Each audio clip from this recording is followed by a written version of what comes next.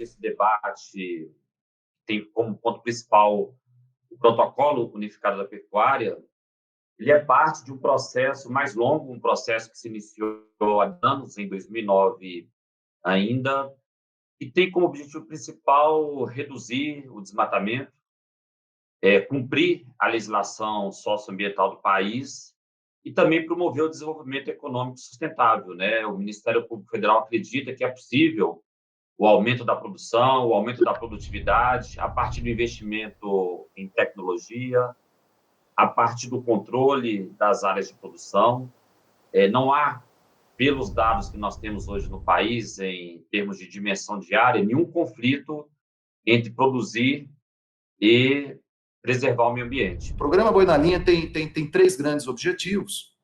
O primeiro é construir um protocolo unificado de critérios e regras de monitoramento e que simplificar essas regras do ponto de vista do entendimento, da aplicabilidade, de modo que permita que todo mundo, mesmo frigoríficos de menor porte, possam operar o mesmo nível de qualidade técnica executado por grandes frigoríficos, né, por grandes empresas. O segundo objetivo é também a gente unificar o processo que eu chamo de prestação de contas à sociedade.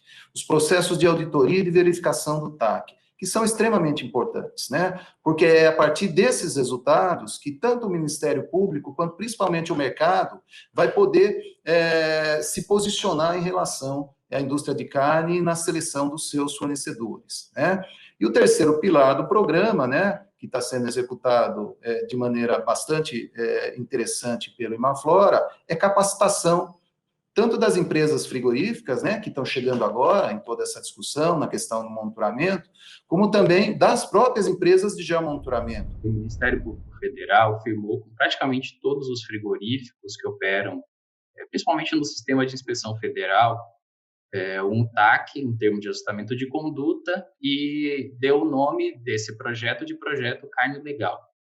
Os frigoríficos se comprometeram a adquirir gado apenas de áreas que não tenham desmatamento ilegal ou que não possuam algum conflito agrário, ou seja, área que tenha alguma indicação de trabalho escravo. Os acordos se iniciaram em 2009, a gente teve uma força muito grande logo depois da assinatura, até porque, na época, foi uma coisa nova, não estava na rotina das empresas, os produtores rurais não estavam acostumados a ter uma verificação de regularidade socioambiental quando faziam a venda de seus produtos. Então, isso mudou, impactou de maneira significativa, e o desmatamento caiu logo em seguida. Em 2011, 2012, a gente já tem um cenário de desarticulação da política ambiental no país, então você tem uma paralisação na criação de novas unidades de conservação. Isso impacta hoje no desmatamento em 2020. Por quê? Porque nós temos ainda muita terra pública na Amazônia não destinada, terra pública com floresta que não foi transformada em unidade de conservação e que hoje é alvo de grilagem e desmatamento. E essa paralisação da criação de unidades de conservação começou em 2011. Demarcações de terras indígenas também, a gente teve ali uma paralisação muito por conta do setor hidrelétrico, mas mantivemos a fiscalização do IBAMA, né? Foi um ponto que a gente não teve interrupção ali, embora o novo Código Florestal passou uma mensagem de perdão, de nova chance. Isso fez com que aquela redução que a gente tinha alcançado até 2012, o número de 4.600 km² por ano, ela não se mantivesse e a gente, pelo contrário, voltasse a ter um aumento. Aqui no Mato Grosso, especificamente, nós temos um projeto que está bem avançado, que está sendo feito junto com o Instituto Mato Grossense da Carne, o IMAC, e prevê a possibilidade de que o produtor que tenha o desmatamento ilegal, ele possa ser reinserido novamente na cadeia de fornecimento dos frigoríficos, desde que ele se comprometa a cercar aquela área desmatada ilegalmente e não utilizá-la no seu processo produtivo, possibilitando em si o que a gente mais pretende com esse projeto, que é a recuperação ambiental. O pecuarista vai conseguir, pela internet, escolher a área, colocar a área que ele tenha o embargo do IBAMA, o embargo da SEMA, ou então apenas um desmatamento detectado por satélite. O sistema do Carne Legal, o Carne Legal, ele funciona nesse nível de que a gente consegue entender desmatamento pelo próprio satélite, por informações do PRODES. Então, basta ter um desmatamento que ele fica bloqueado. E, enfim, o projeto ele vai permitir que o pecuarista ele se reinsira desde que ele entre no site que vai ser desenvolvido, no sistema que vai ser desenvolvido pelo IMAC, e determine a área que ele tem o problema ambiental, seja ele embargo, seja o desmatamento ilegal, e coloque aquela área em recuperação ambiental, recebendo assim um certificado de regularidade. Então, a gente sabe que depois dessa iniciativa, a partir do ano de 2009, foi que o mercado brasileiro e o mercado internacional começou a olhar para a pecuária brasileira e para a agropecuária brasileira como um todo e cobrar desta agropecuária brasileira a questão da legalidade socioambiental na cadeia de fornecimento de matéria-prima. A gente também viu que lá, pelos dados que o Amazon, a Gibbs mostram do começo do processo de implementação do acordo de gado, que foi justamente a partir do processo de exclusão ou de bloqueio de fornecedores, que houve uma mudança de comportamento mais efetiva dos produtores. Nos últimos anos, essa demanda por uma cadeia de fornecimento sem desmatamento tem se tornado uma preocupação muito grande também de players importantes atuando no mercado doméstico, no mercado brasileiro. Então, a gente tem hoje grandes redes de supermercado, grandes redes de restaurante, fast food, que tem, né, o critério ali, né, de desmatamento ilegal zero, ou mesmo de outros critérios socioambientais, que devem ser seguidos pela indústria de carne para que a gente possa fazer negócio com eles. A partir do momento em que você começa a negar a emissão de guia de segurança do animal, a situação fica muito complicada. É claro que pode ter uma ou outra resistência, mas, acima de tudo, o que você está fazendo é uma mensagem muito clara de desincentivo ao desmatamento. Porque você vai pensar, eu vou aqui investir porque é caro desmatar. O sujeito não está desmatando por motivo ideológico, não, é motivo econômico mesmo. Talvez esteja aí a grande oportunidade, né?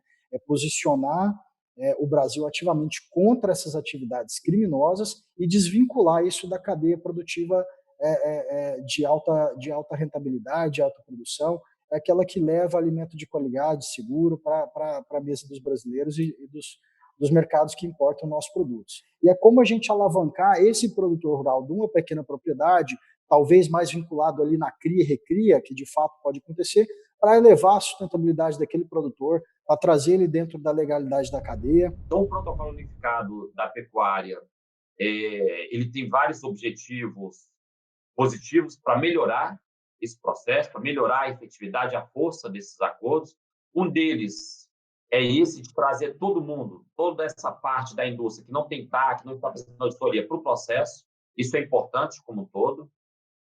Até por uma questão de mercado também, porque quem está fora hoje tem uma vantagem competitiva, é uma questão também de concorrência desleal, então é preciso que haja esse tipo de compromisso. É um risco também para essa indústria, porque a qualquer momento ela pode ser responsabilizada, seja por fiscalizações, seja por ações judiciais, e isso pode gerar um prejuízo financeiro aí grande para ela. O protocolo unificado também uniformiza questões técnicas, porque quando você vai para o cumprimento do dia a dia dos acordos, surgem dúvidas técnicas. Então, tem uma sobreposição de uma fazenda e uma terra indígena, mas tem a questão do erro técnico. Então, se tiver só 1%, se tiver 2%, 3%, eu posso comprar, não posso? E cada indústria estava adotando um procedimento diferente. A gente tentou, nesse protocolo unificado, uniformizar esse procedimento. E ele traz, que para mim é a principal novidade, o teto de produtividade, que o frigorífico pode, o frigorífico agora precisa olhar para fazer a compra. E aí, trazendo uns dados aqui, hoje a gente tem cadastrado no SICAR, né, 630 mil propriedades dentro da Amazônia Legal, e 176 mil possuem sobreposição, com polígonos do IBAMA. Desses 176 mil, 114 mil propriedades são menores que 100 hectares. Então, a gente tem um foco muito grande na pequena propriedade. A gente tem que colocar a possibilidade de regularizar os produtores, porque senão você gera um caos na cadeia de produção. Na Amazônia é importante essa chegada ao produtor, porque nós temos uma massa de produtor que, de modo geral, eles são remanescentes dos garimpos, né? Então, você tem ex-garimpeiros, você tem ex-madeireiros, você tem ex-ocupantes, você tem ex-desmatadores, né? E hoje são essas pessoas que são a grande maioria dos produtores rurais. Então, a gente sente que aquelas pessoas elas não têm conhecimento, nem acesso à informação suficiente para saberem das limitações legais, da importância da preservação ambiental, da importância de produzir um bezerro, muitas vezes, que vai servir para uma fazenda que tem algum tipo de pegada, algum tipo de compliance ambiental. Então, esse trabalho de informação junto ao pequeno produtor, ou a esse produtor que tem pouca informação, é muito importante. Eu acho que isso é um papel interessante para ser colocado nas agendas dessas associações representativas. Quando a gente olha o percentual de cadastro, de CARs, de fazendas cadastradas no SICAR, que sobrepõem polígonos de desmatamento, PRODES, na Amazônia Legal, nós estamos falando de 26%, são aqueles, como eu citei lá, os 176 mil de 630. Então, é um quarto, nós precisamos focar neles, né? A gente tem que focar nesses produtores. Tá? Fundamental que os próximos passos, né, que sejam dados na questão de melhorar o monitoramento, nessas questões todas que o doutor Daniel colocou, a questão da lavagem de gado, a questão de eventuais fraudes ou falsificações do CAR, né, a própria verificação do CAR, a questão do fornecedor indireto, todos esses passos têm que ser dados daqui para frente de maneira coletiva, de maneira setorial, né, porque são problemas estruturais. Está na hora dessa imensa maioria dos produtores rurais se unir aos frigoríficos e às redes de mercados numa causa mais ampla de controle e regularização da cadeia produtiva do país, porque isso significa valorização da produção nacional, da imagem. Isso deve trazer ganhos econômicos para todos aqueles que produzem. E aí, só voltando para a questão de transparência, é verdade que o governo poderia avançar muito do ponto de vista de rastreabilidade do sistema público de controle. Essa conversa acontece há muitos anos, mas ela nunca de fato se efetiva e avança. Mas o próprio sistema de controle dos frigoríficos, de monitoramento geográfico dos fornecedores diretos, que, diga-se de passagem, lá atrás, quando a gente fez pressão pública neles, eles disseram que seria algo impossível e que essa era uma responsabilidade exclusiva do governo, eles mostraram que é possível de fazer. Então, por que não fazer?